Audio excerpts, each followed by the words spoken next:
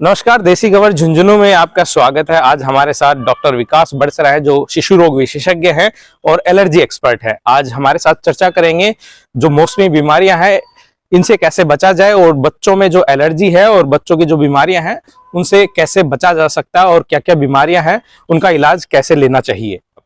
Sir नमस्कार, आपका बहुत बहुत स्वागत है हमारे न्यूज चैनल में। नमस्कार। सबसे पहले हम बात करेंगे इस विषय पर कि जो इस समय जो मौसमी बीमारियां चल रही है, वायरल चल रहा है, वायरल फीवर, कोल्ड चल रहा है।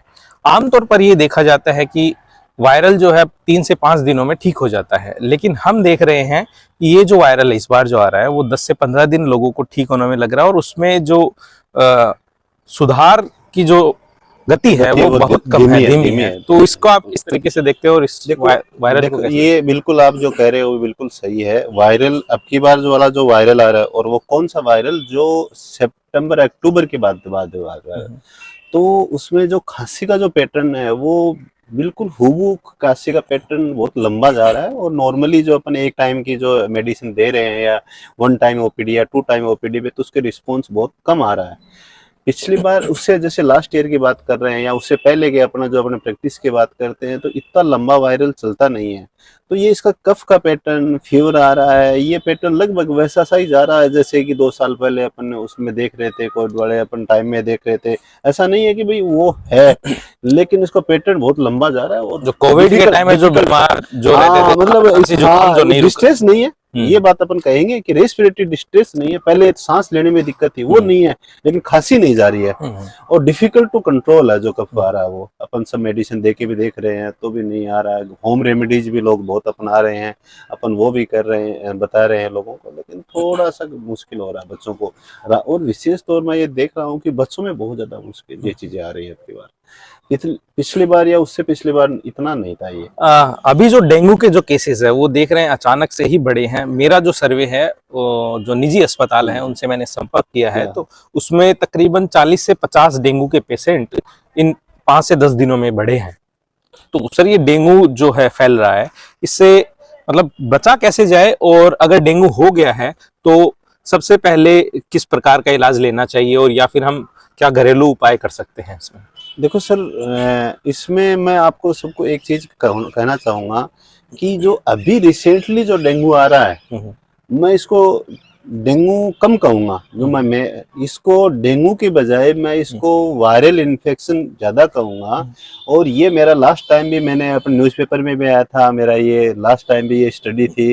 अब की बार भी मैंने 1-2 पेशेंटों से जांचें अपन ने करवाई हैं, जांचें लंबा चौड़ा अपन उसका एक पैनल होता है वो करवाया। तो इस वाले जो आप इस देखोगे, आप यदि खुद ढूंढोगे, तो अब जो डेंगू आ रहा है उसमें डेंगू की जो रिपोर्टिंग में भी थोड़ा सा डिफरेंस आ रहा है, जो कि सितंबर अक्टूबर वाली डिफरेंस। प्लेटलेट इतनी कम नहीं हो रही हैं, कोई ब्लीड नहीं हो रहा है, कोई पेट दर्द नहीं हो रहा है, नए NS1 पॉजिटिव आ रहा है, लगभग IgM पॉजिटिव, एंटीबॉडी उसका पॉजिटिव आता है डेंगू का, बुखार आती है, खांसी आ रही है। सबसे बड़ी बात ये है खांसी आ रही है, जुकाम साथ में है, जो डेंगू में ऐसा लक्षण है। तो मैंने जो पिछली बार आपको भी एक रिपोर्ट की थी आता, तो ये क्या होता है, कोविड के जो वायरस होते हैं ना उसके साथ क्रॉस रिएक्टिविटी आई थी। और ये मेरी अपनी बात नहीं है कि ये पिलानी की बात है या XYZ, ये सब जगह आई थी बाहर अदर कंट्रीज में। आज भी अपन इतने ज्यादा रिसर्च पेपर पढ़ेंगे तो इसमें देखेंगे इनके। मैंने अब की बार भी 1-2 पेशेंटों को मैंने टेस्ट कराए थे, तो उसके जो डेंगू का एलाइजा टेस्ट करवाते हैं ना वो तो नेगेटिव आता है सर। उनका अपन कोविड का जो एंटीबॉडी टाइटर कराते हैं, IgM IgG कराते हैं, वो बढ़ा हुआ आता है। इवन द CRP बढ़ा हुआ आता है, जबकि डेंगू में CRP बढ़ा हुआ नहीं आता। जो कोविड में अपन ने आपने बहुत सब लोगों ने नाम सुना था, CRP बढ़ गया, पेशेंट सीरियस है, D-डाइमर बढ़ गया, तो वो चीज तो रेज आ रही है। डेंगू का जो एलाइजा जो कंफर्मेटिव टेस्ट है वो नेगेटिव आता है। तो मैं उनको पिछले बार का भी और ये भी मैं यही करूंगा कि ये जस्ट एक क्रॉस रिएक्टिविटी है, और इसके जो सिम्टम है ना वो ही खांसी वाला, 15 दिन से खांसी जा रही है, डिफिकल्ट टू कंट्रोल है, हाई ग्रेड फीवर है। तो इसको अपन को थोड़ा सा अदर वे में सोचना चाहिए इसको। कोविड का वेरिएंट, हाँ उसको वेरिएंट हल्का वेरिएंट हो सकता है। कोरोना देखो बहुत पुराना वायरस है, कोई ये तो है नहीं कि अभी का आया हुआ वायरस है, बहुत पुराना वायरस है, तो हो सकता है उसका कोई ऐसा वेरिएंट हो। अब अपन ने जैसे यहाँ आरटीपीसीआर चालू करवा रहे हैं, उन सब पेशेंटों के आरटीपीसीआर करवा रहे हैं, देखते हैं क्या रिपोर्ट आती है। अभी शुरू कर दिया है हॉस्पिटल में बिल्कुल शुरू आरटीपीसीआर कर दिया रिपोर्ट्स, आज कोरोना में की कम जांच से, हाँ शुरू कर बिल्कुल, दी। अब 50 से अबव आज सैंपल लिए गए हैं। तो मैं ये कहना चाहूंगा कि अपन को, और मैं और सब लोगों से जो हमारी फेटर्निटी के, उनसे भी मैं ये अनुरोध करूंगा कि इसको इस वे में सोचा जाए, इसको ये सोचा जाए कहीं कोई क्रॉस रिएक्टिव वाला तो नहीं है, इसके जो डिटेल इन्वेस्टिगेशन, एक रिसर्च टाइप इन्वेस्टिगेशन वो किया जाए, अपन को पता चलेगा कि ये क्या है, उनको पता चलेगा। क्योंकि सितंबर दिसंबर में इस टाइम डेंगू आना थोड़ा सा मुश्किल है, पहले के आर्टिकलों में इतना है नहीं। अच्छा, अगर डेंगू है पेशेंट के, और तो उसको क्या खाना चाहिए क्या नहीं, वो सब बेसिकली चीजें। डेंगू में क्या होता है कि सर लीकेज, वास्कुलर परमेबिलिटी बढ़ जाती है, ब्लड वेसल्स में पानी कम हो जाता है, बाहर चला जाता है। डेंगू का वायरस काम वही करता है, प्लेटलेट का को तो तोड़ता है, लेकिन उसके साथ साथ उसके फंक्शन को डिरेंज कर देता है। प्लेटलेट का जो फंक्शन होता है, जो ब्लड को बांध के रखना होता है, वो नहीं करना पड़ेगा। तो मेन जो बेसिक है इसका, मेन बेसिक यही है कि जो लिक्विड है ना वो इम्पोर्टेंट है। अपन एडमिशन करते हैं उसमें भी मैं हमेशा पेशेंट को एक ही बोलता हूँ, आप एडमिशन करके भी वही चीज लेनी है, आप मुंह से ले सकते हो, आपको लेना तो अल्टीमेट लिक्विड ही है। आपका जब ब्लड वॉल्यूम रहेगा, आप में जब वो सब रहेगा आपका जो, तो 100% आपका इम्प्रूवमेंट मिलेगा। तो लिक्विड के तौर पे आप कुछ भी ले सकते हो जो आपके अवेलेबल है। कोई जो है, बकरी का दूध प्रेफर करते हैं कुछ लोग, देखो सर, उससे क्या, वो कितना साइंटिफिक है और उससे देखो क्या सर, फर्क पड़ता देखो है? इसमें साइंटिफिक रिसर्च तो बकरी के दूध में कुछ आया नहीं। कुछ आयुर्वेदा वेदा में कुछ लोग ऐसे बोलते हैं कि बकरी का दूध है, लेकिन मेरा एक इसके ऊपर अब एक अलग से थॉट है कि क्यों ना इस बहाने वो लिक्विड जाए, वो भी अच्छा ही है। क्योंकि कम से कम एक जो थॉट प्रोसेस है कि बकरी का दूध काम कर रहा है, और पेरेंट्स और अटेंडेंट और जो पेशेंट है वो ये खुद सोच रहा है कि मैं ये पीने से ठीक होता हूँ, तो अल्टीमेट है तो दूध ही। तो जो गाय का पिए या भैंस का पिए, वो बकरी का भी पी सकता है। तो कम से कम उस बहाने उसके 2 लीटर फ्लूइड या 1 लीटर फ्लूइड उसमें जा रहा है, और उसमें प्रोटीन, एनर्जी, तो वो कंटेंट तो है ही उसके। तो मैं तो उसको हमेशा ये कहूंगा, बिल्कुल बेस्ट है, लो, उसको लेना चाहिए, उसको जो भी ले वो लेना चाहिए, लेना चाहिए। लेकिन उसको ORS लो, ग्लूकोन डी पाउडर लो, ये है ही नहीं कि आप हाई चीज कीवी खाओ, ये खाओ। आप हो सकता है अपन अफोर्ड कर ही नहीं पाए, गवर्नमेंट ORS देती है, सब फ्री में 2 रुपए का पैकेट आता है, बाहर भी ले तो सबसे सस्ती चीज है, ORS P low, Glucon D powder P लेना चाहिए, नींबू पानी, लिक्विड इसमें लेना चाहिए ज्यादा, छाछ है, लो बिल्कुल। अच्छा, जो ये जो समय है वो बच्चों में निमोनिया होने के चांसेस ज्यादा होते हैं, ये जो है, तो इससे कैसे बचा जाए? बच्चों में आमतौर पर अभी जो देखा जा रहा है, वो उनके फीवर जो है वो टूट नहीं रहा है 2-2 दिन तक। तो जो घर वाले हैं, बच्चों के माता पिता परेशान वो पैसे ज्यादा हो जाते हैं, और उसको मल्टीपल विजिट हॉस्पिटल में करनी पड़ जाती है। इसके चक्कर में सुबह गए हैं, दोपहर को दिखा रहे हैं, इवन कई बार रात को भी जाना पड़ जाता है। देखो, मैं सबसे इम्पोर्टेंट बात है आपके चैनल के माध्यम से यही बात कहूंगा कि जो फीवर आ रहा है और जो निमोनिया है, निमोनिया वो मेनली वायरल निमोनिया है अभी जो आ रहा है वो, और ये वायरल निमोनिया है। ये निमोनिया का वो अभी है जो अपन इससे पहले अपन ने जो बात की थी कि वो लंबा चल रहा है अभी। तो सबसे इम्पोर्टेंट चीज है कि सर फीवर कंट्रोल करना है उसका। तो फीवर की जो बेस्ट से बेस्ट पैरासीटामोल जो मेडिसिन है, उस मेडिसिन को जैसे 10 महीने के बच्चे को 5 ml देना, 125 mg वाली। 2 साल के बच्चे को 6 से 7 ml दे सकते हो आप, 10 किलो के अराउंड, 12-13 किलो को 6 से 7। तो वो तो आपको सर्दियों में नाक में डालने वाली दवाइयाँ पैरासीटामोल, ये तो आपको सर्दियों में हर घर में बच्चा है तो रखनी ही चाहिए। आपको रात के टाइम, इवनिंग के टाइम बुखार हो तो आपको इतना एक्यूट और इमरजेंसी में परेशान ना होना पड़े। वायरल का सीजन चल रहा है 100%, और बुखार तेज भी आती है, इतनी तेज बुखार आ रही है कि वो कंट्रोल ही नहीं हो रही है। आप 2-2 दिन, 3-3 दिन तक गिल्ली की पट्टी लगवाई। तो ये वो चीज है जो अपन घर पे कर सकते हैं। बच्चे को हाइड्रेशन प्रॉपर रखे, दूध पिलाए, दूध नहीं है तो कम से कम चम्मच से पानी पिलाएं, पानी नहीं है पिया बच्चा तो कुछ भी जो बच्चे को, उसको जो पसंद है वो उसको दिया जाए। तो अपन देंगे ना तो 100% बच्चे का जो उसका हाइड्रेशन बढ़ेगा, और डिहाइड्रेशन की वजह से फीवर और बढ़ती है। तो अपन क्या करते हैं, उसको कपड़े में लपेट लेते हैं घर पे, 4-4 कपड़े में लपेट लेते हैं कि बुखार आ गई है, और बुखार की दवाई, बुखार नहीं टूट रही। तो ये भी एक होता है, जैसे कि पेशेंट को अपन जैसे कपड़े हटाते हैं तो बुखार गायब हो जाती है। तो इसको जरूर रखना चाहिए। दूसरा डॉक्टर साहब, जो बच्चों में जो एलर्जी अब जो आ रही है हम देख रहे हैं, चाहे वो गेहूं से रिलेटेड एलर्जी पर हमने एक वीडियो भी बनाया था आपके साथ बिल्कुल में, बिल्कुल बिल्कुल उससे बनाया था। जो उस हाइट बच्चे वगैरह है वो बढ़ना बिल्कुल उस बच्चे की बंद हो बढ़ी जाता है, और हाँ। उसके बाद में वो बच्चे को आपने ट्रीटमेंट दिया है और हाँ उसको फायदा हुआ है। खेड़ला हाँ खबास का बच्चा। के वो बच्चा है, वहां का रहने वाला है। तो जो एलर्जी है उसके अलग अलग रूप, अलग अलग तरीके की एलर्जी भी है। तो क्या वो माता पिता में अगर वो एलर्जी है तो वो बच्चों में आ सकती है? ऐसी संभावना है क्या कि वो माता पिता के है तो बच्चों में होगी? देखो सर, ये बिल्कुल आज के दिन का बहुत ही जेन्युइन क्वेश्चन है। बच्चों में आज के दिन यदि अपन बात करें तो जो रेस्पिरेटरी है, खांसी जुकाम कफ कोल्ड नहीं जा रहा है, मोस्ट प्रोबेबली 50 से 60% उसके पीछे पैथोलॉजी एलर्जी की होती है। कि बच्चा सर्दी हुआ, जुकाम ही नहीं ठीक हो रही है साहब, इसके तो ऑन ऑफ हर 1 महीने में जुकाम होती है, 1 महीने में इसके बुखार होती है, 1 महीने में इसके हर 15 दिन में खांसी रहती है। ये सब चीज़ मोस्ट प्रोबेबली संभवतः फ्यूचर एलर्जी के है। दूसरी बात कि माता पिता वाली बात है, देखो माता पिता एलर्जी को वो हेरिडेटरी होती है, एटोपिक होती है। एटोपिक वो चीज़ होती है जो अपनी फैमिली से आ सकती है, और खुद की फैमिली जेनेटिक टेंडेंसी होती है कि उसमें एलर्जी डेवलप होने की। एक फादर में यदि एलर्जी है तो बच्चे में 33% चांस है।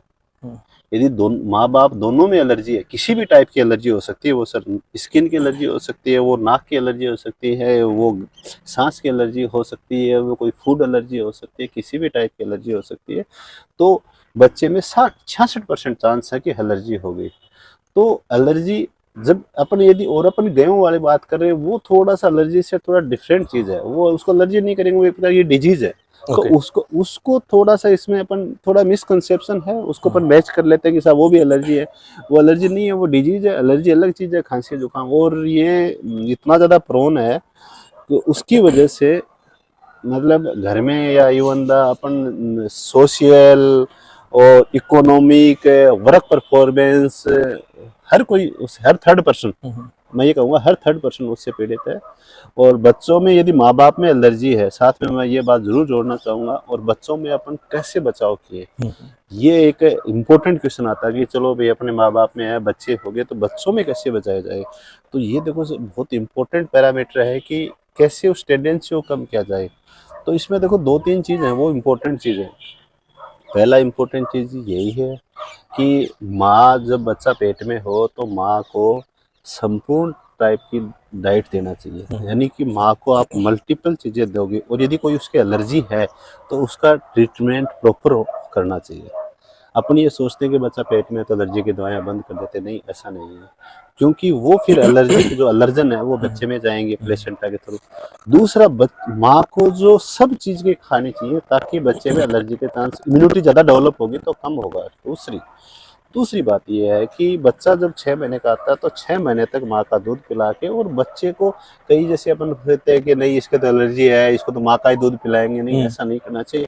उसको टाइम पे अलग जो भी दूध है, ऊपर से दूध देना है, ऊपर से। मेरा एक सवाल है इसी में कि माता है, जो मदर है, वो अगर फीडिंग नहीं करवा पाती है, वो दूध बच्चा नहीं पी रहा है, तो कौन सा दूध है वो बच्चे को दिया जा सकता है? देखो ये बिल्कुल ही आज के दिन का जेन्युइन क्वेश्चन है, और ये बहुत ज्यादा मिसकंसेप्शन, इवन द पढ़े लिखे फैमिलियों में भी ये मिसकंसेप्शन। देखो माँ यदि कोई भी कारणवश, देखो माँ का दूध अमृत है, उसकी तो कोई बराबरी है ही नहीं। मान लो कोई कारणवश नहीं करवा पा रही है, तो पहली प्रायोरिटी तो अपने पाउडर जो फॉर्मूला मिल्क आता है वो आता है। क्योंकि उसका जो न्यूट्रिशंस वैल्यू है वो इक्वल टू मदर फीड के अलावा होता है, कंपनी टेस्टेड करके बनाया होता है। फिर यदि फॉर्मूला फीड अपन अफोर्ड नहीं कर पाते